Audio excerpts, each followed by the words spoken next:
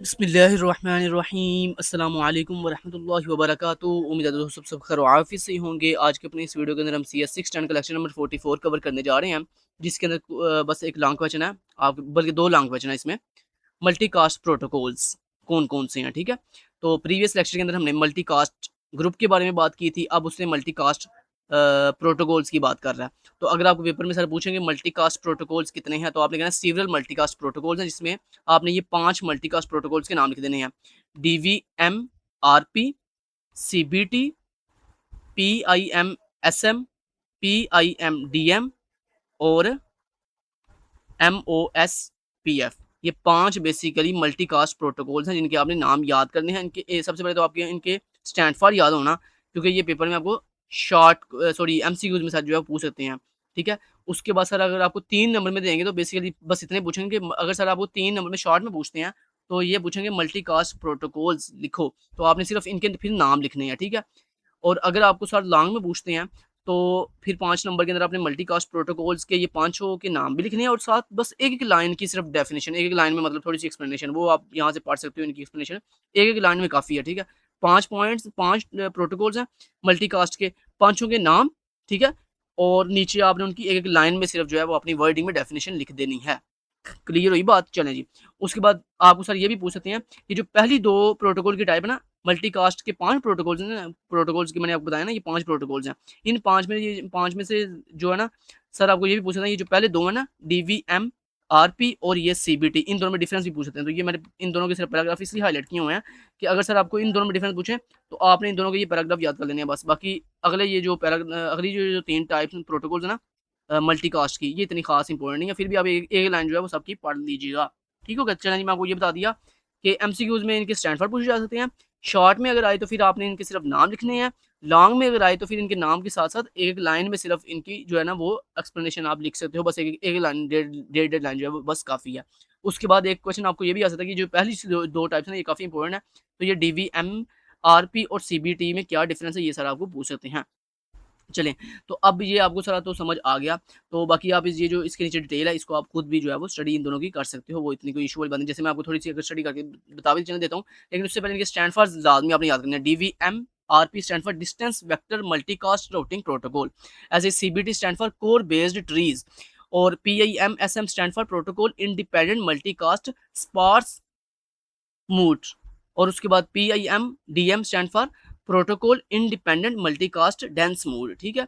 और ये इनके नाम मैं आपको स्टैंड फॉर क्यों बता रहा हूँ, क्योंकि जनाब यही तो इंपॉर्टेंट है, बाकी नीचे इनकी वजाहत इतनी इंपॉर्टेंट नहीं है। वो तो आपको अगर शॉर्ट में भी सर पूछे आपने सिर्फ नाम ही लिखने हैं, ठीक है। लॉन्ग में भी पूछे फिर भी सिर्फ नाम ही लिखने हैं, सिर्फ मैंने बताया ना एक एक लाइन में सिर्फ आप अपनी अपनी वो भी अपनी वर्डिंग एक्सप्लेनेशन की जो है वो पढ़ के लिख सकते हैं एक लाइन में सिर्फ, ठीक है।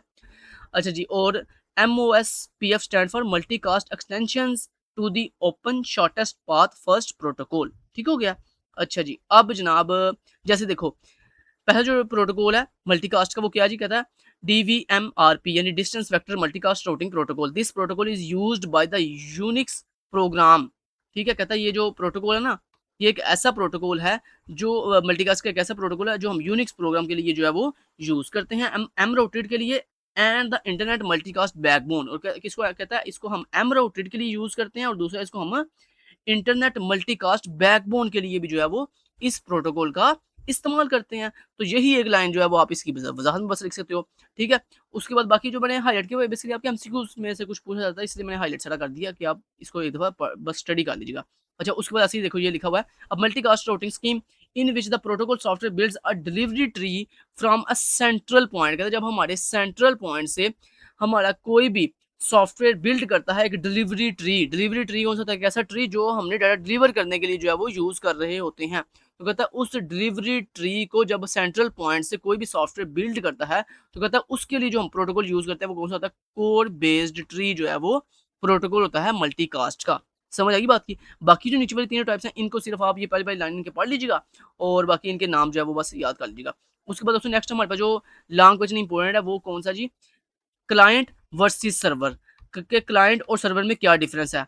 तो पहले आपको इनकी डेफिनेशन बताओ। The passive program is called server. कहता है जो सर्वर क्या होता है, कोई भी पैसिव जो प्रोग्राम होता है उसको हम सर्वर कहते हैं, जबकि कोई भी जो एक्टिव प्रोग्राम होता है उसको हम क्लाइंट कहते हैं। तो सबसे पहले आपको इनकी डेफिनेशन एमसीक्यूज में या शॉर्ट में पूछ सकते हैं कि एमसीक्यूज में कैसे आएगा, dash program is called server, तो आपने कहना passive program is called server. यहाँ सर आपको पूछ सकते हैं the passive program is called a server.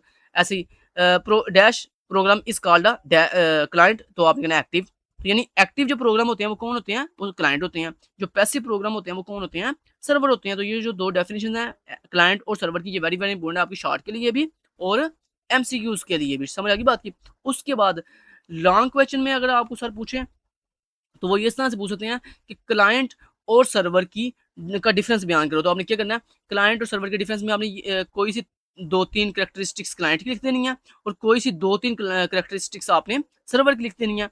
या फिर सर आपको ये भी पूछ सकते हैं कि कैरेक्टरिस्टिक्स ऑफ क्लाइंट लिखो, तो फिर भी आपने क्या करना है, फिर भी आपने कोई 3-4 अगर शॉर्ट में है तो फिर 3 काफ़ी हैं और अगर लॉन्ग में है तो फिर 4 या 5 लिख देना। ऐसे कैरेक्टरिस्टिक्स ऑफ सर्वर भी पूछ सकते हैं, उसमें भी सेम वैसे ही तरीका मैं आपको बताया कि अगर शॉर्ट में पूछेंगे तो फिर 2 या 3 लिखना और अगर लॉन्ग में पूछेंगे फिर 4 या 5 जो कैरेक्टरिस्टिक्स आपने लिख देनी है। और इतनी ईजी कैरेक्टरिस्टिक्स हैं कि आपने बस इनको जो है वो एक दफ़ा देखेंगे तो आपको समझ आ जाएगी। ठीक है जी। तो बाकी इसमें खास कुछ भी इंपॉर्टेंट नहीं था, बस यही था और इस सेक्शन में कुछ भी इंपॉर्टेंट नहीं है। Thank you so much, till then guys, take care, अल्लाह हाफिज़।